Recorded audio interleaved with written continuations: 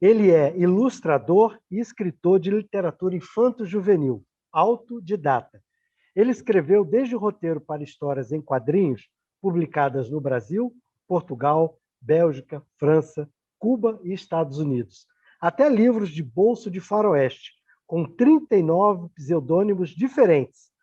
Depois de começar a escrever livros, ficou conhecido mundialmente e ganhou muitos prêmios. Na televisão, escreveu quadros para o programa Os Trapalhões, da TV Globo, e uma telenovela em 10 capítulos para uma emissora no Paraguai. O seu livro, Saguairu, obteve o prêmio Jabuti. Hoje, tem por volta de 169 livros publicados, todos destinados a crianças e adolescentes. Com vocês, Júlio Emílio Braz. E aí, Júlio, tudo bem? Tudo bom? Boa Pô, tarde para todo mundo aí. beleza. É muito bom estar aqui com você. E vamos É, começar então com a primeira pergunta. vamos nós.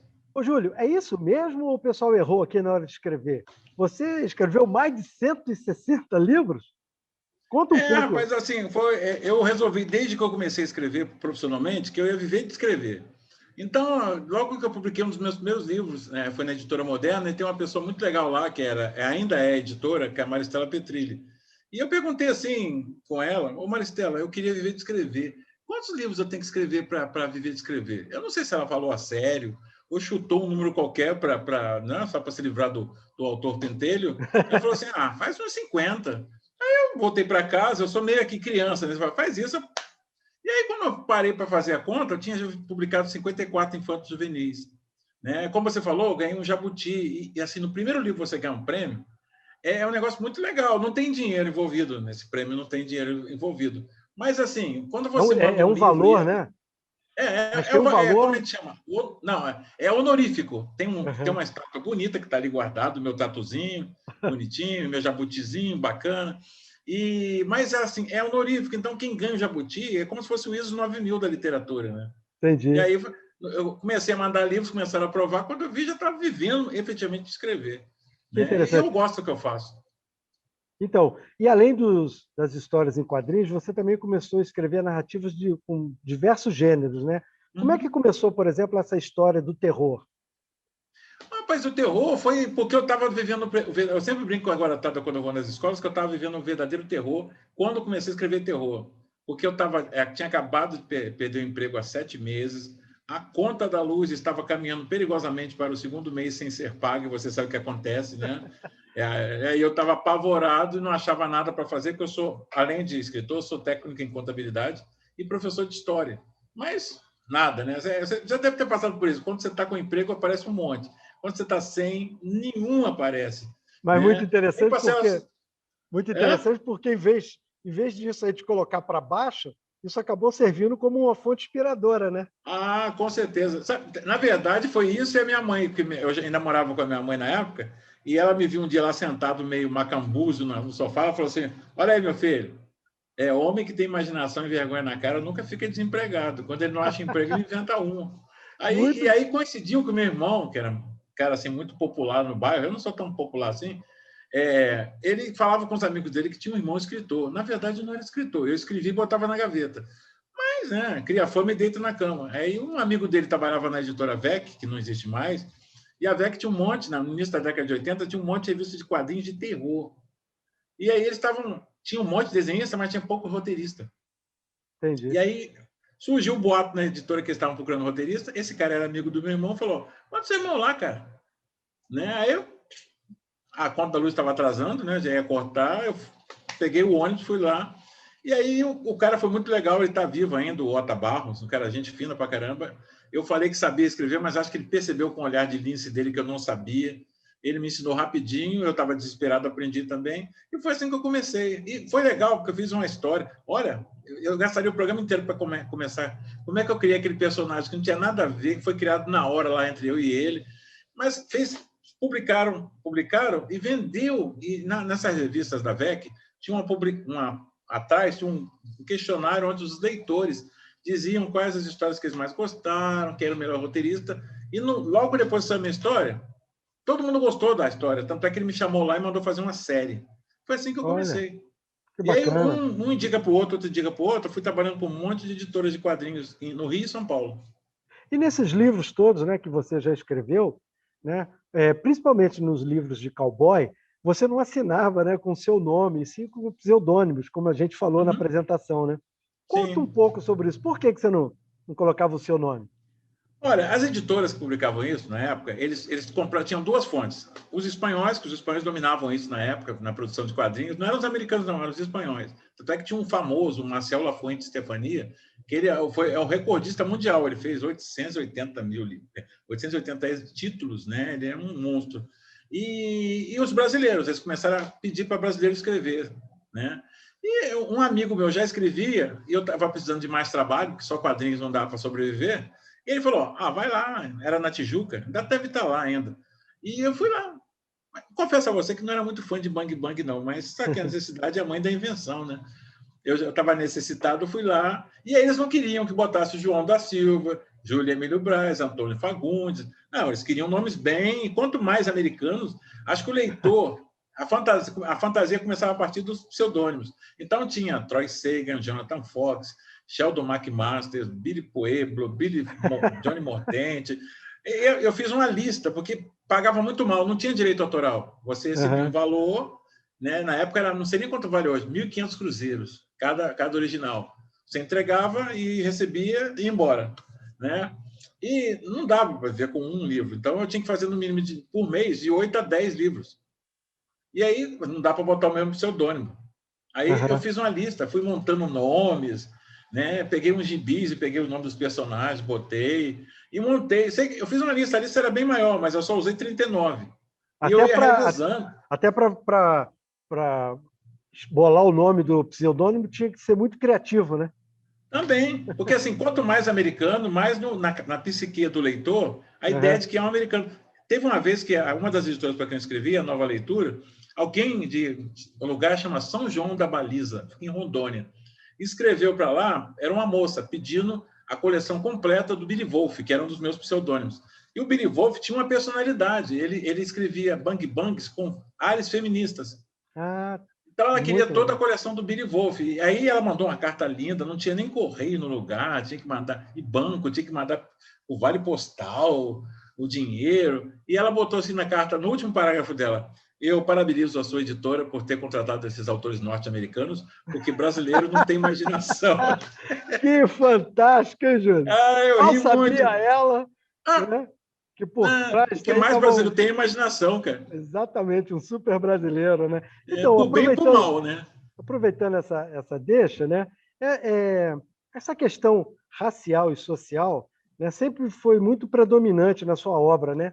Queria Uhum. que você contasse, até porque também você morou na África, né? Eu queria que você falasse para a gente um pouco dessa história. Olha assim, ó, quando eu vou na escola para falar desses livros, tem muita gente pensando, o senhor sofreu e coisa e tal. Cara, eu tive sorte, eu sou um cara muito calmo, né? Mineiro, né? Bem naquele mineiro da anedota, bem calminho, né? Então eu nunca me estressei com isso. Porque primeiro eu sou negro e não há nada que você possa fazer para eu deixar de ser negro. Uhum, Como eu sou negro e não tem nada que eu possa fazer também para deixar de ser negro, porque eu também não quero deixar de ser negro, eu tenho que aprender a conviver com quem não gosta de negro e conviver muito bem com a minha própria cor. Isso ficou na minha cabeça tranquilo. Então, claro que você não é idiota, você sabe quando está sofrendo preconceito, né? E desde criança eu sei, mesmo porque assim, eu cresci na favela, você não tinha esse problema, porque a favela basicamente tinha onde eu cresci, no Complexo da Maré, tinha muitos negros de todas as variedades, você pode escolher. Né? Então, assim, e na escola, a escola sim, aí tinha variedade, mas era uma escola, sei lá, não havia, porque era uma escola de bairro, Bom Sucesso, então ali é uma região onde as pessoas não têm isso muito arraigado, essa questão do preconceito. Eu só fui perceber o preconceito com mais violência quando eu comecei a trabalhar, porque aí eu comecei a sair do bairro para ir para Copacabana, para a Tijuca, para o Flamengo, e aí você sente nesse ambiente o preconceito. Mas, e aí, assim, o que eu fiz? Eu fiz uma coisa assim, eu sinto, eu percebo, mas não é uma coisa que eu vou escrever para fazer uma catarse. Não, uhum. como eu sofri, vou botando. Não, eu percebo e eu acho que a gente tem que falar isso para as crianças, principalmente, porque preconceito é uma coisa que se ensina. Eu não conheço ninguém que tenha nascido preconceituoso. A gente aprende com o pai, com a mãe, com o ambiente que a gente está. Né? E eu acho que quanto mais cedo se discutir isso na sala de aula, num ambiente escolar, que eu acho que hoje em dia o único ambiente controlado, com o mínimo de diálogo, é a escola. E quando eu comecei a escrever Infanto Juvenil, o Infanto Juvenil está intimamente ligado às escolas no Brasil, né? Então, assim, é um livro que vai parar na sala de aula. E ali eu conto com a inteligência, com a boa vontade, com o estoicismo dos professores, porque, coitados, eles são estoicistas para início de conversa, porque ninguém é milionário, eu não conheço nenhum professor que chegue de carrão, né? Chega de carrão, aquele Mercedão com 45 lugares, bonito, né? Então, assim, eu acho que a gente tem que discutir não só o preconceito, mas também gravidez na adolescência, intolerância de uma maneira geral, violência. Tudo isso nasce, né, a partir da interação com culturas. Né? E aí eu comecei a escrever sobre isso. Não eu não vou salvar o mundo. O Mário Quintana falava muito bem, apropriadamente, que, né, livro, música, uma peça de teatro não muda o mundo, mas muda as pessoas. Sim. Que se juntarem, mudarão o mundo. É nesse aspecto que a arte entra. Né? A arte, eu li, foi do Brecht, que ele fala que a arte ajuda você, todas as artes ajudam você a exercer a maior arte do mundo, que é a arte de viver. Não há vida decente, honesta, prazerosa sem o teatro, sem a música, sem a literatura, sem pintura, sabe? É um mundo muito vazio sem a arte, sem a celebração da inteligência, porque a arte é a celebração da inteligência. Sim, né? E pegando carona nisso que você está falando, a gente não tem como realmente também viver sem as histórias em quadrinhos.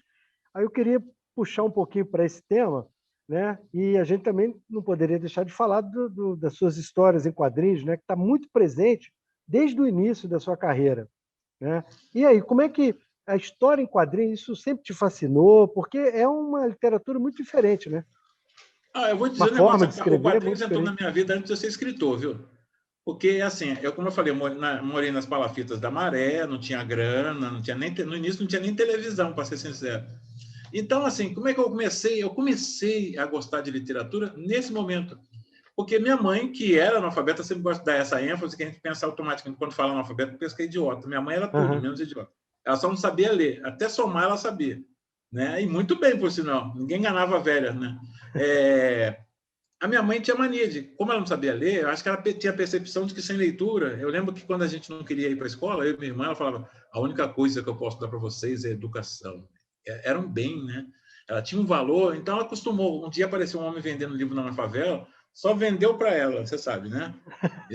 E a minha mãe comprava, fazia uns cartãozinhos, tudo dividido em 500 mil prestações, mas ela comprava. E a minha tia, que era a irmã mais velha do meu pai, era doméstica aqui, perto de onde eu moro, no Grajaú, e os patrões liam muito. E liam tanta revista, livro, jornal, que jogavam muita coisa fora e dava para os outros.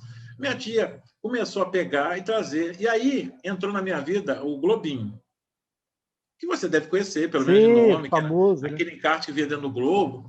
E gibis também que ela trazia. Eu nem vou falar o nome dos personagens dos gibis, porque você vai ver como eu sou velha, melhor não falar.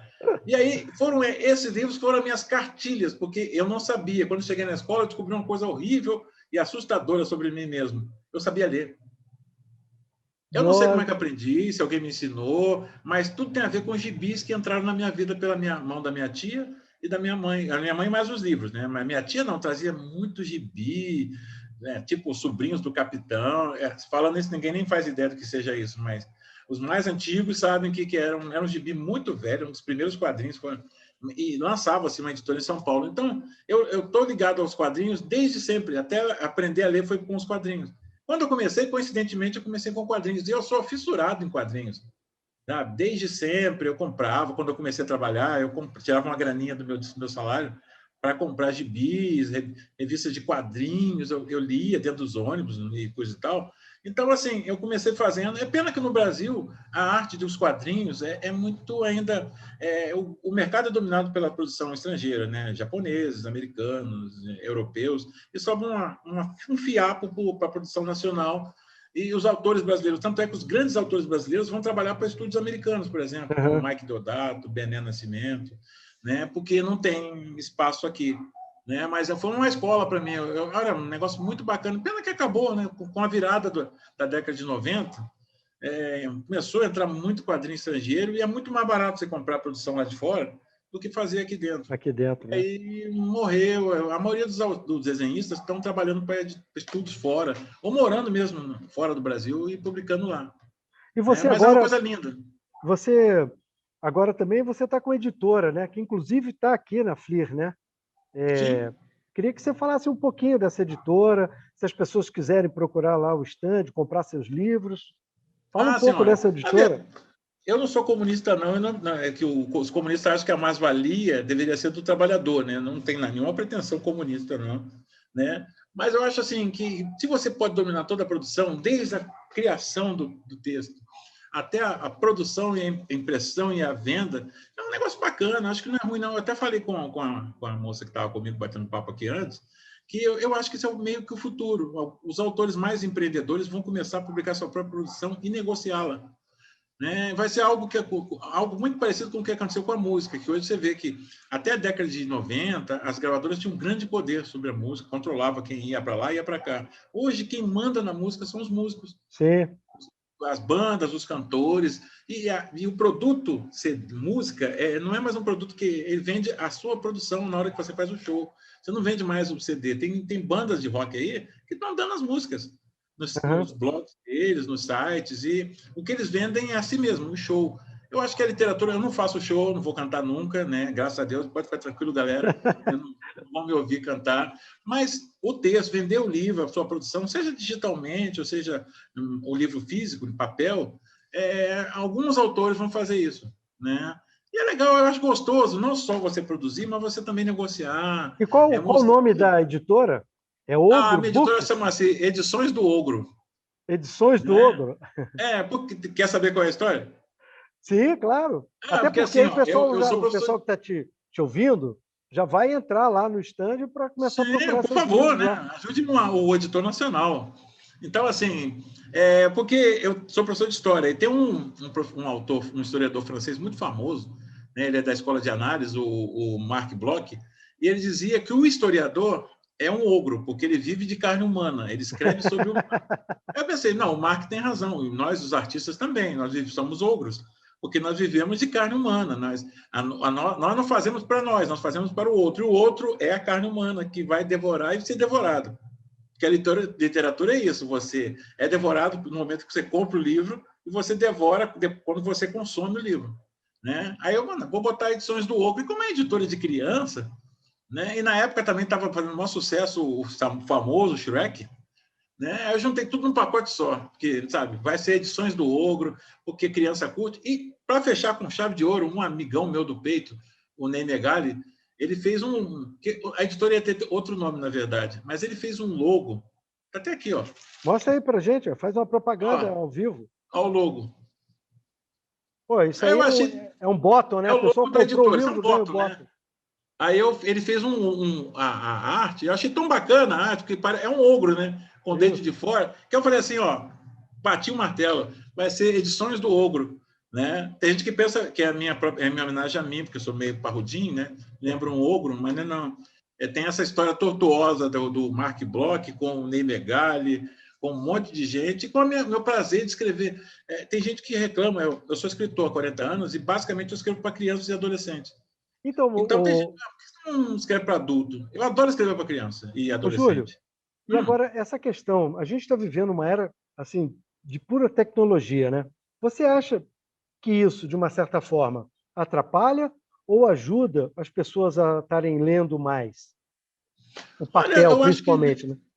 como eu sou botafoguense, eu sou sempre otimista, né? E aí Qual eu o seu sempre time? acho que eu sou botafoguense, time de segunda divisão, aquelas coisas, né? É um amor, assim, que a gente, sabe, mal comparando, é igual cachaça, a gente não larga o Botafogo, apesar dele fazer isso com a gente de vez em quando, mas tudo bem, né? Então, assim, eu acho que, na verdade, essa coisa de sentar e escrever para as crianças, para adolescentes, e essa coisa da tecnologia, a tecnologia não atrapalha de maneira nenhuma, ela muitas vezes é até uma ajuda. Sabe? Já que nós falamos aqui, você falou que eu trabalhei na Globo, eu acho que, por exemplo, dá um exemplo claro de como a Globo ajuda a literatura. Novela não, mas aquelas minisséries que eles fazem, basicamente, trabalhando em cima de livros, alguns livros que nem existem mais.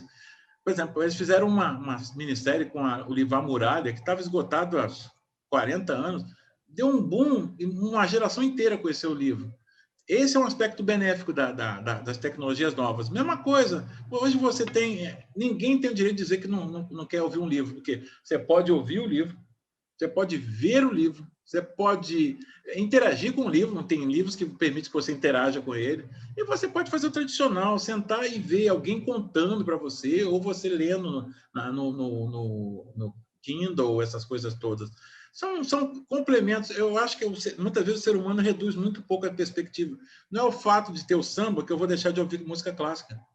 Eu vou ouvir a música clássica, o samba junto com o funk, com o rock, com o jazz, porque as artes interagem. Sim, é bacana você. Peter Pan, antes de ser um livro, era uma peça de teatro infantil. Né? Hoje existe a peça. A rádio, quando surgiu a televisão, disseram que a rádio ia morrer. A rádio está ainda aí. Né? Até vestiu um nome bonito, chamado agora, também a rádio chama podcast, mas é a rádio, viu? Né? Então, assim, eu não vejo como ameaça, porque sempre vai haver uma coisa no livro que é bacana, cara. É até chato falar isso, mas se o seu Kindle cair dentro d'água, você vai ter um problema danado. Eu acho que vai ter que comprar um novo.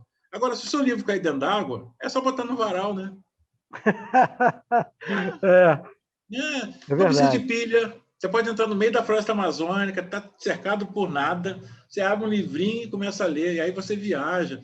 Então, assim, são coisas... Um não mata o outro, não. Se há uma inter-relação entre as várias tecnologias, dá para ver. É igual, por exemplo, até videogame, cara. Quando começou a sair os videogames com O Senhor dos Anéis, ninguém lembrava do livro Senhor dos Anéis. Aí fizeram o videogame, em seguida saiu um filme, e puf, surgiu toda uma nova geração de leitores do Senhor dos Anéis. Né? Não é bobagem isso de achar que um mata o outro. Ninguém mata ninguém. Ô, Júlio, o que mata tudo é desinteresse. Então, a gente está chegando já no final da nossa entrevista. Queria que você deixasse uma mensagem aí para esses participantes da FLIR, que esse ano é online. Eu vou dizer com toda sinceridade, cada vez que você vê uma feira de livro, mesmo que seja virtual, com essas limitações que a pandemia impôs a gente, é um respiro para um negócio chamado cérebro, coitado. Ele precisa se alimentar desses eventos, assim, leitura, teatro, música, humor, porque isso é o que faz de cada um de nós sermos o que nós somos, os seres humanos, seres pensantes. Porque, na verdade, a grosso modo, biologicamente, nós somos animais. O que nos distingue dos outros animais é exatamente a capacidade de pensar, interagir, inclusive criar coisas como palavra, livros. Quando a gente abdica de um livro, de ver uma peça de teatro, ouvir uma música, a longo prazo você está abdicando de ser um ser humano. Daquela coisa que te separa do seu cachorro. Por mais que você ame o seu cachorro, você nunca vai poder bater um papo com ele legal, de irmão para irmão, né? Porque ele tem as limitações dele. Né? Não que ele seja pior do que você, mas ele tem as limitações. Só nós ainda somos capazes de interagir e até, em certa medida, modificar o ambiente. Né? Isso é muita responsabilidade. E para você ter isso, você tem que ser um leitor, um cara que interaja. A leitura faz você até compreender o outro. Né? Porque hoje em dia está um negócio que do umbigo digital a gente fica agarrado naquela porcaria do celular e esquece o mundo. E nós somos grandiosos, cada um de nós, até o mendigo que está na esquina, que a gente tem mania de fazer gradações, achar que o general é melhor que o cabo, o soldado. Eu acho que o mais importante no exército é o cabo, porque ele que está lá encarando o inimigo. O general está na linha de frente, né? É igual a escola, com todo o respeito que os diretores merecem. Quem come a carne que o diabo amassou, o pão que o diabo amassou, é o professor que encara pai, encara neném catarrento, um monte de coisa braba aí. Ele que sabe como é que dói na alma, viu? Então, assim, eu acho que a gente tem que dar, toda vez que acontece um evento desse, a gente tem mais que prestigiar, porque não há uma sociedade bacana. A gente costuma elogiar a Alemanha, a França, Estados Unidos. Eles são o que são porque investiram em duas coisas mágicas para qualquer sociedade bacana. Isso cria salário mínimo de justo, saneamento básico, que é educação e leitura. Ô, Júlio, todo país... aproveitando exatamente isso aí que você falou, né? Você desculpa estar te interrompendo, mas nada. Você falou uma coisa, poxa, entre tantas coisas bacanas, é exatamente isso, né? Não se faz um país, né, sem a literatura, né, e sem a sua cultura. E assim a gente quer finalizar, né? É a escolinha, exatamente, a escola, né? E assim a gente quer finalizar essa entrevista. A produção da FLIR agradece imensamente a sua paciência aí no começo aqui, né, a gente tendo que conectar as coisas todas, né, mas agradece imensamente a sua participação. Muitíssimo obrigado. Nada, o prazer foi meu. Sempre às ordens, viu? E vamos lá acessar, né, a Ogro Books, né? Vai lá no stand da Ogro lá que você vai encontrar, não a mim, mas vai encontrar lá, tem algum avatar lá, alguma coisa que vai rolar, você vai encontrar o livro e com um pouco de sorte você vai até comprar para manter o sonho, porque na verdade vida é movida a sonhos, né? Então vamos visitar lá agora. Visite Valeu. Não só o meu stand, cara, não vou ser egoísta, visite todos os stands que tem gente muito boa lá. Sim, sim. Valeu. Obrigado. Um abraço, viu?